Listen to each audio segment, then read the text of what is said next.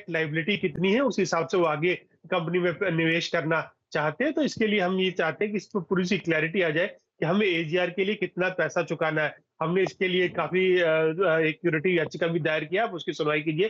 तो supreme court ने कहा हम इस मामले की सुनवाई करेंगे। तो अब सुप्रीम कोर्ट जल्द ही इस पूरे मामले को लिस्ट कर सकता है। अगर ये बता दूं कि जो ओरिजिनल एजीआर की अगर मैं लायबिलिटी की बात करूं, तो टेलीकॉम कंपनियों की सिर्फ 7,000 करोड़ के आसपास की लायबिलिटी है। बाकी उसके ऊपर इंटरेस्ट और पेनल्टी है, जो मिलाकर के वोडाफोन आइडिया की अगर मैं बात करूं तो 52,000 करोड़ रुपए वो पहुंच जाती है। हाँ।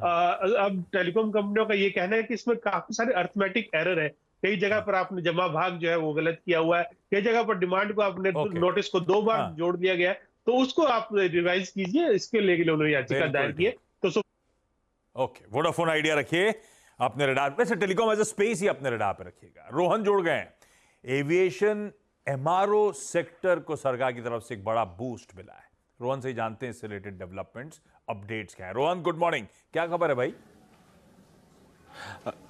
Good morning. जो एक 5% का यूनिफॉर्म आईजीएसटी रेट जो है वो अब से एप्लीकेबल होगा। कल यानी 15 जुलाई से ये एप्लीकेबल ऑलरेडी हो चुका है। और ये ज़रूरी इसलिए था क्योंकि एमआरओ कंपनी आज कह रही थी कि बहुत सारा जो एम्बिग्विटी है एक तरह से, क्योंकि बहुत सारे कंपोनेंट्स जो वो इंपोर्ट करती हैं वो अलग अलग कैटेगरीज में आता है। किसी पे 5% लगता है, किसी पे 12%, किसी पे 18%। तो पिछली जीएसटी काउंसिल में जो काउंसिल थी उसने एक फैसला लिया था कि एक यूनिफॉर्म रेट एप्लीकेबल होगा 5% का। इससे पहले दिक्कत थी कि मान लीजिए आप एयरक्राफ्ट पेंट इंपोर्ट कर रहे हैं तो वो पेंट के अंदर वो जाता था 18% के अंदर।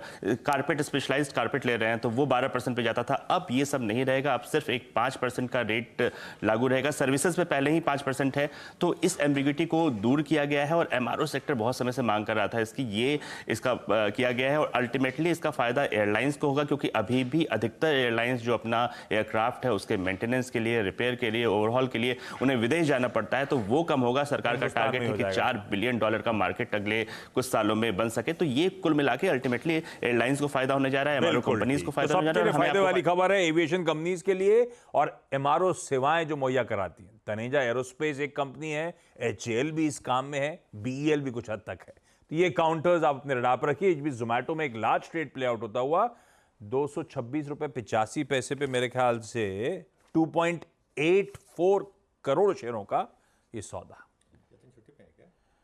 अभी तक दिखे नहीं है वरना अब तक आ जाती है खबर कि आज ब्लॉक डील होनी थी। खैर ये आउट ऑफ सिलेबस वाला मामला लग रहा है। हाँ, लग रहा है। तो पहला सबसे पहला तो सीएनजी से बाद आपको बताइए। और ब्लॉक विंडो में ही हो गया है। हाँ। यहाँ पर रिसेंटली देखिए प्लेटफॉर्म फीस भी हाइक हुई थी। हाँ। और इस पर एक आई थिंक एक व्यू